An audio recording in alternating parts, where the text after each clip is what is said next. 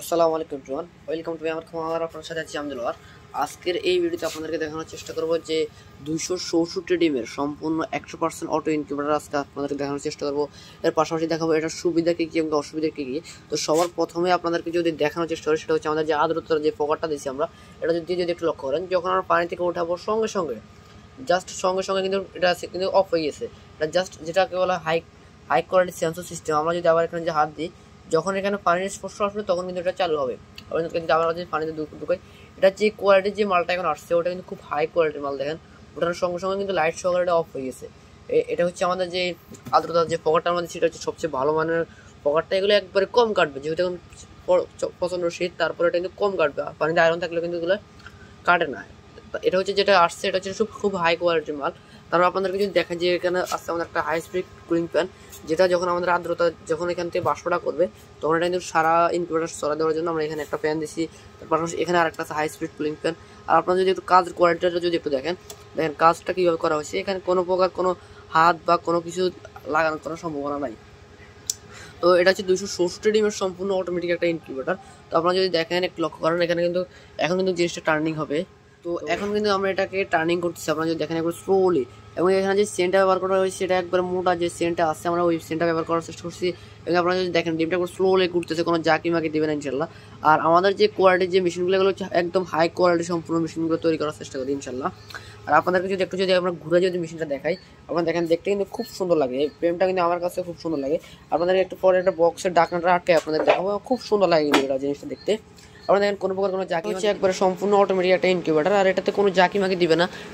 এটা একবার ওই সাইডে মুভমেন্ট করবে 1 ঘন্টা পরে, এবং আবার এক সাইডে একবার মুভমেন্ট করবে 1 ঘন্টা পরে।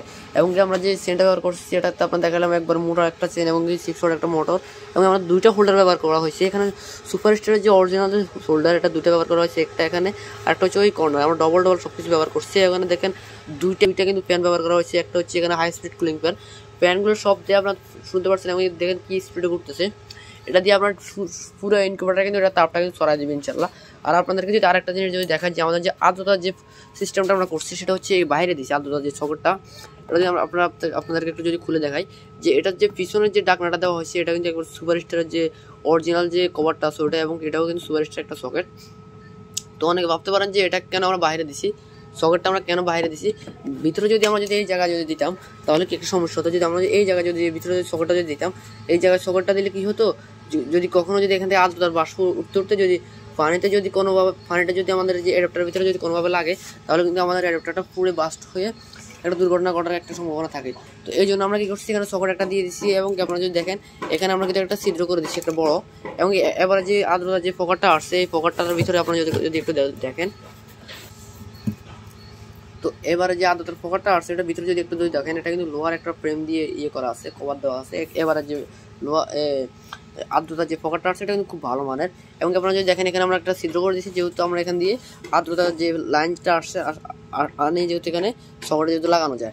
এবং আপনাদেরকে যদি দেখে এখানে ব্যবহার করা হয়েছে কন্ট্রোলার হিসেবে ব্যবহার করা হয়েছে STC 3028, যে ভালো মানের যে 4 তারের যে কন্ট্রোলারটা ওটা আমরা ব্যবহার করছি। এবং এখানে আমাদের যে কার্ডটা আছে ভিজিটিং কার্ড, এটা লাগাই দেওয়া হয়েছে।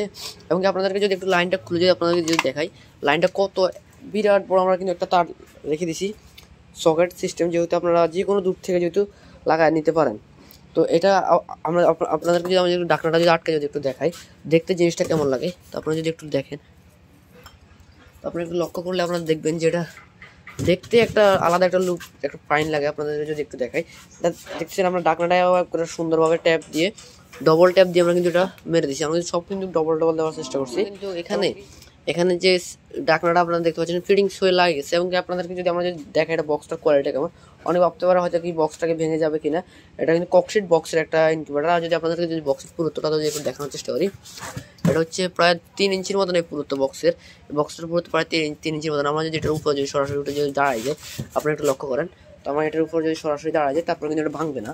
তো আমি কিন্তু একজন প্রাপ্তবয়স্ক মানুষ এটার উপর দাঁড়ায় গেছি, তারপরে কিন্তু এটা ভাঙে নাই, কিন্তু এটা ভাঙবেও না।